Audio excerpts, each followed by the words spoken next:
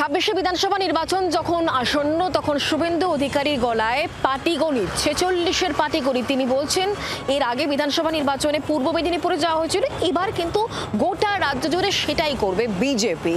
এবং তিনি বলছেন যে 46% যদি ভোট পাওয়া যায় তাহলেই কিন্তু বিজেপি সরকার গড়বে।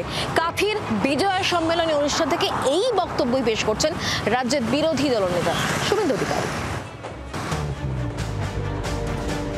শ্যামাপ্রসাদ মুখোপাধ্যায়ের বাংলায় পদ্ম ফোটানোর স্বপ্ন দেখিয়ে গিয়েছিলেন অমিত শাহ।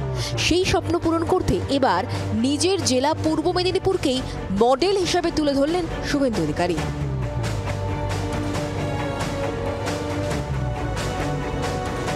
রাজ্যে বিধানসভা ভোট হতে আর বড়জোর 7 মাস। তার আগে সোমবার কাথির বিজয় সম্মেলনের মঞ্চ থেকে রাজ্যে বিজেপির জয়ের অঙ্ক কষে দিলেন বিরোধী দলনেতা শুভেন্দু অধিকারী। পূর্ব মেদিনীপুর যা করেছে আগামী দিনে রাজ্য তাই করবে। 46% ভোট যদি রাজ্যে হয়ে যায়, সরকার আমাদের। Diamond Harbour model, Keshpur line, তারপরেও কত ভোট? 46%, 2,75,00,000 ছিন্নমূল পেয়েছে। শুভেন্দুর অঙ্কের খাতা বলছে সংখ্যালঘুদের 95% ভোট তৃণমূলে যায়। তৃণমূলের সঙ্গে বিজেপির এখন 42 লক্ষ ভোটের ব্যবধান। সেই ব্যবধান কাটাতে বিজেপির দরকার মাত্র 22 লক্ষ ভোট। কিন্তু গ্রামে পাড়ায় 800 মুসলিম ভোট 780 জন পোল দিলে 772টা বা 75টা তৃণমূলকে দিচ্ছে। 800 হিন্দু ভোটে 750 পোল হলে আমরা 450 পাচ্ছি, তৃণমূল 275 পাচ্ছে, সিপিএম বা কংগ্রেস এখানে ছিল 25টা পাচ্ছে। তাহলে প্রত্যাশিত 46% ভোট বিজেপির ঝুলিতে ঢুকবে কোন অঙ্কে? দলীয় কর্মীদের টোটকা বাতলে দিলেন বিরোধী দলনেতা।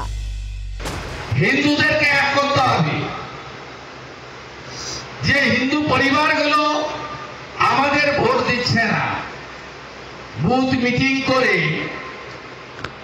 জানাপাড়ার 7টি পরিবার 22 জন ভোটার বুথে যোগদান করার ভোটারদের।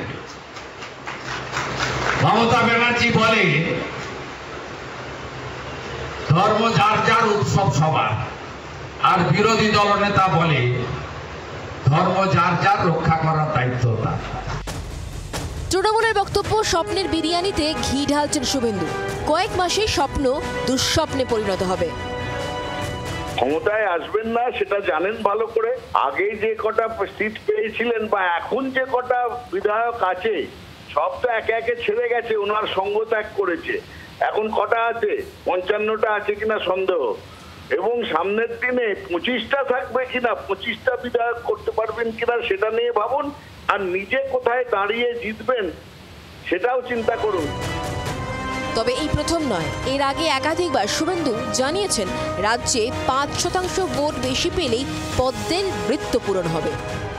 যদি বিজেপির 10% ভোট বাড়তে বাড়তে 39-40% গিয়ে দাঁড়ায়, 40% ভোটটা কেন 45% করা যাবে?